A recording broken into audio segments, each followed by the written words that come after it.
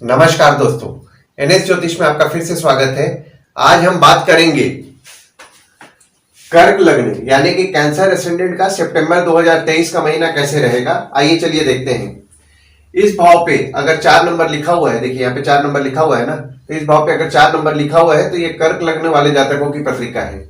आइए देखते हैं कौन कौन से ग्रह आपके किस किस स्थान पे बैठे हुए हैं। शुरुआती तौर पे तो देखिए, शुक्र वक्री होकर के आपके लग्न पे बैठे हुए हैं, सूर्य बुध आपके दूसरे भाव पे बैठे हुए हैं, केतु आपके चौथे भाव में बैठे हुए हैं, शनि आपके अष्टम भाव में बैठे हुए हैं, चंद्रमा आपके नवम भाव में बैठे हुए हैं और गुरु राहु आपके दशम भाव में बैठे हुए हैं। गोचर अगर हम देखें तो देखिए, शुक्र आपके 7 अगस्त को वक्री हुए थे, जो कि आपके दूसरे भाव से लग्न में आए थे और यहां 1 अक्टूबर तक आपके लग्न पे ही विराजमान रहेंगे। वहीं गुरु 4 सितंबर से आपके दशम भाव पे वक्री रहने वाले हैं। बुध 24 अगस्त को वक्री हुए थे और 16 सितंबर से वो मार्गी होंगे आपके दूसरे भाव में ही। यहां पे दृष्टियों के लिए मैंने कुछ मार्किंग कर दिया है ताकि आपको समझने में आसानी पड़े। तो शनि की दृष्टि के लिए मैंने स्टार मार्किंग कर दिया है, गुरु की दृष्टि के लिए मैंने यहाँ पे डॉट मार्किंग कर दिया और मंगल की दृष्टि के लिए मैंने यहाँ पे हैश मार्किंग कर दिया है।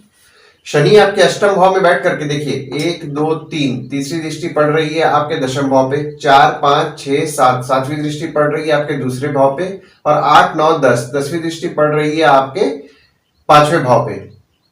वही गुरु की दृष्टि अगर हम देखें तो देखिए, गुरु आपके दशम भाव में बैठ के 1 2 3 4 5 पांचवी दृष्टि डाल रहे हैं आपके दूसरे भाव पे, 6 7 सातवीं दृष्टि डाल रहे हैं आपके चौथे भाव पे और 8 9 नौवीं दृष्टि डाल रहे हैं आपके छठवें भाव पे। वहीं मंगल की दृष्टि अगर हम देखें तो देखिए, मंगल आपके बैठे हुए हैं तीसरे भाव में और तीसरे भाव से 1 2 3 4 चौथी दृष्टि डाल रहे हैं आपके छठवें भाव पे, 5 6 7 सातवीं दृष्टि डाल रहे हैं आपके नवम भाव पे और 8वीं दृष्टि डाल रहे हैं आपके दशम भाव पे। कर्क लग्न के स्वामी जो कि चंद्रमा है वो आपके नवम भाव में विराजमान है और वो 1 2 और 29 30 तारीख को आपके नवम भाव पे विराजमान रहने वाले हैं। देखिए 1 2 और 29 30 को आप धार्मिक रहेंगे। शुक्र जो कि आपके लग्न पे विराजमान है वो आपके चौथे और 11वें भाव के स्वामी हैं, जो कि आपके लग्न पे बैठे हुए हैं। 7 अगस्त के बाद जब शुक्र आपके दूसरे भाव से लग्न पे जब वक्री होकर के आए हैं तो आप अपने आप में बहुत ही पराक्रम महसूस कर रहे होंगे और आपको मान सम्मान की प्राप्ति भी हो रही होगी। यहां शुक्र बैठ करके आपके लव लाइफ को अच्छा करेंगे, आप अभी नए मित्र बनाएंगे, प्रॉपर्टी के अच्छे योग बन रहे हैं, अभी आप लग्जरी चीजों पे खर्च करेंगे। यहाँ पे देखिए, आपके घर और वाहन खरीदने के भी योग बन रहे हैं। दूसरे भाव में आपके सूर्य बुध विराजमान है और दृष्टि की अगर मैं बात करूं तो देखिए, यहाँ पे आपके शनि की दृष्टि पड़ रही है और गुरु की दृष्टि भी आपके दूसरे भाव में पड़ रही है। हालांकि सूर्य देखिए यहाँ पे हार्डली आधे महीने ही रहने वाले हैं। आपके 17 तारीख को सूर्य यहाँ पे आपके तीसरे भाव में गोचर कर जाएंगे और यहाँ सूर्य अपनी राशि में ही विराजमान है। देखिए, सूर्य बुध की यहाँ पे युति हो रही है तो 16 सितंबर तक आपके दूसरे भाव पे बुध आदित्य योग का निर्माण हुआ है। देखिए, यहाँ पे बुध आदित्य योग चूंकि बना हुआ है तो आपको सरकार से लाभ होगा, कारोबार या नौकरी से आपको अच्छा आर्थिक लाभ होगा। जो लोग विदेश संबंधी काम कर रहे हैं उनको भी अभी अच्छा लाभ हो रहा होगा। देखिए, शनि की दृष्टि पड़ने के कारण आपके कार्य में थोड़ी बहुत रुकावटें तो आएंगी। तीसरे भाव में आपके मंगल विराजमान है और सूर्य भी 17 सितंबर को आपके तीसरे भाव में गोचर कर जाएंगे और यहाँ जो तीसरे भाव के स्वामी हैं आपके दूसरे भाव में बैठे हुए हैं। तीसरे भाव से हम पराक्रम, डेली का प्रवास, पड़ोसी, ये हमें समझ में आता है। मंगल देखिए आपके तीसरे भाव में 18 अगस्त को आए थे तो यहाँ पे आपके छोटे भाई बहन के साथ आपका कुछ विवाद या झगड़ा होने की संभावनाएं बन रही हैं। पर मंगल यहाँ पे आपके पराक्रम की वृद्धि करेंगे जिससे आपको मेहनत का पूरा फल मिलेगा। चौथे भाव में आपके केतु विराजमान है और गुरु की दृष्टि पड़ रही है। चौथा भाव सुख, माता, घर, वाहन का होता है और यहाँ पे देखिए, चौथे भाव के स्वामी आपके लग्न में बैठे हुए हैं तो यहाँ पे शुक्र आपके लव लाइफ को तो अच्छा करेंगे। क्योंकि चौथे भाव में आपके केतु है तो देखिए, यहाँ पे आपको पेट की समस्याएं रह सकती हैं। पांचवें भाव पे आपके कोई ग्रह नहीं है पर आपके पांचवें भाव पे वक्री शनि की दृष्टि पड़ रही है। कर्क लग्न वालों के पांचवें भाव के स्वामी मंगल हैं। देखिए, यहाँ पे हमने अक्सर देखा है कि कर्क लग्न वालों के जो बच्चे होते हैं वो थोड़े स्वभाव में एग्रेसिव होते हैं और यहाँ पे आपके शनि की दृष्टि भी चूंकि पड़ रही है तो आपको थोड़ा बहुत आपके संतति को लेकर के कोई ना कोई परेशानियां रह सकती है। प्रेम संबंध में आपको अभी संभल करके चलना है। आपके रिलेशंस में उतार चढ़ाव आपको देखने मिल रहा होगा। जो लोग शेयर मार्केट में ट्रेड करते हैं उनको थोड़ा संभल करके चलना है, वरना उनको हेवी लॉसेस उठाना पड़ सकता है।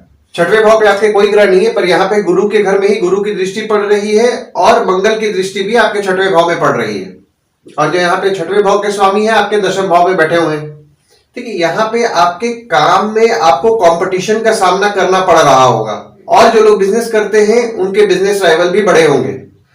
देखिए, यहाँ पे अभी आप अपने पराक्रम से अपने कॉम्पिटिटर को हरा करके विजय पाएंगे। देखिए, छठवें भाव से हम लोग देखते हैं रोग को, देखते हैं ऋण को, देखते हैं मामा मौसी को, देखते हैं शत्रु को, देखते हैं। देखिए, यहाँ पे जो लोग डॉक्टर हैं या फिर मेडिसिन से रिलेटेड काम करते हैं उनको अभी अच्छा लाभ मिल रहा होगा। अभी आपको अनवांटेड लोन्स नहीं लेना है, आप अनवांटेड लोन से बचें। आपकी तबियत पर भी विशेष तौर पर ध्यान दें। जो लोग यहाँ पे 50 प्लस है उन लोग अपने कोलेस्ट्रॉल, बीपी, शुगर का चेकअप रेगुलर बेसिस पे करवाएं। सप्तम भाव में आपके कोई ग्रह नहीं है, ना ही किसी ग्रह की दृष्टि पड़ रही है, पर सप्तम भाव के जो स्वामी है यहाँ पे आपके अष्टम भाव में बैठे हुए हैं। देखिए, शनि जब आपके अष्टम भाव में 17 जनवरी 2023 को गोचर किए थे, उसके बाद से आपको अचानक धन लाभ का योग बन रहा है। पर आपको आपके स्पाउस का विशेष तौर पर आपको ध्यान देना है, क्योंकि आपके स्पाउस की तबियत में थोड़ा बहुत आपको उतार चढ़ाव देखने को मिल रहा होगा। वहीं अष्टम भाव में आपके वक्री शनि विराजमान है, और यहाँ पे शनि अपनी ही राशि में बैठ करके विपरीत राजयोग का निर्माण भी कर रहे हैं। देखिए, यहाँ पे आपको अचानक धन लाभ का तो योग बन रहा है, पर आपको वाहन संभाल करके चलाना है, वरना थोड़ा चोटपाट आपको लग सकता है। नवम भाव में चंद्रमा 3 तारीख के 9:36 तक आपके नवम भाव में रहने वाले हैं, और यहाँ पे मंगल की दृष्टि भी आपके नवम भाव में पड़ रही है। नवम भाव के जो स्वामी है आपके दशम भाव में विराजमान है। देखिए, कर्क लग्न के जो स्वामी है वो चंद्रमा है, और चंद्रमा आपके नवम भाव में बैठे हुए हैं। तो यहाँ पे 1, 2, 3 और 29, 30 तारीख को आपका नसीब आपका बहुत अच्छा फेवर करने वाला है, और आपके पिता और बॉस से आपके भाग्य की वृद्धि भी होगी, और आपके मेहनत से आपका भाग्य भी अच्छा साथ देगा। बॉस और पिता से आपको फेवर भी अभी अच्छा मिलेगा। दशम भाव में आपके गुरु राहु विराजमान है, और वक्री शनि की दृष्टि पड़ रही है, और मंगल के घर में मंगल की दृष्टि भी पड़ रही है, और दशम भाव के स्वामी हैं वो आपके तृतीय भाव में बैठे हुए हैं। तो दशम भाव के स्वामी चूंकि तृतीय भाव में बैठे हुए हैं, तो आप अपने पराक्रम से आपके काम में आपको अच्छा रिजल्ट मिलने वाला है।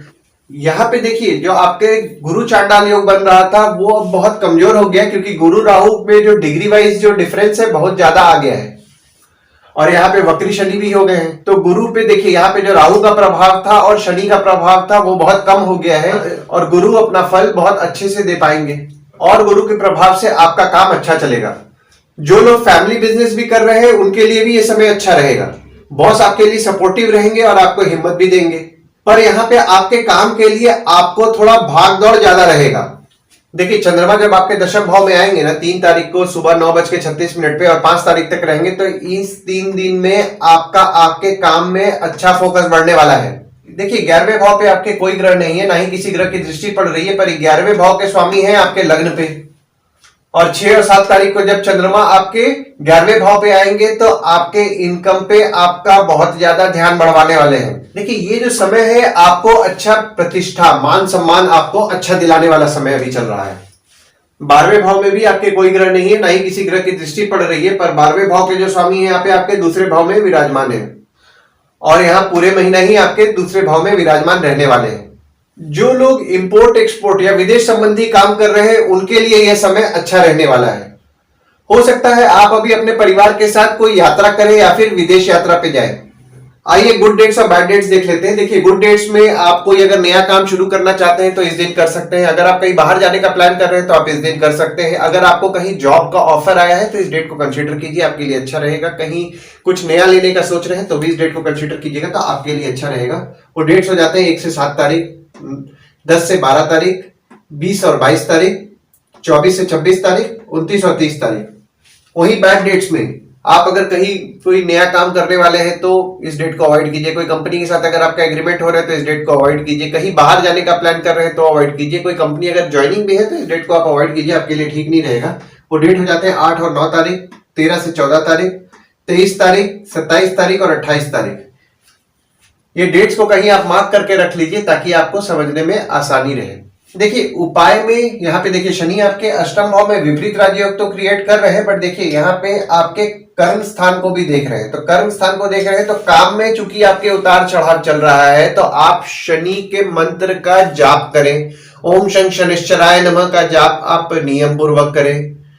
दशरथकृत शनि स्तोत्र करके एक पाठ आता है, वो आप अगर इंटरनेट पे सर्च करेंगे तो आपको मिल जाएगा। बहुत छोटा सा पाठ है, अगर आप वो पढ़ेंगे तो वो भी आपके लिए अभी अच्छा रहेगा। किसी नीडी पीपल का मदद करें, उससे शनि बहुत प्रसन्न होते हैं। आशा करता हूं इस वीडियो में दी हुई जानकारी आपको पसंद आई होगी। अगर आपको यह वीडियो पसंद आया हो तो इस वीडियो को लाइक करें, शेयर करें और सब्सक्राइब करें। और अगर आप हमें फेसबुक पे देख रहे हैं तो फेसबुक पेज को लाइक करें और फॉलो करें। धन्यवाद दोस्तों, फिर मिलेंगे एक नए वीडियो के साथ।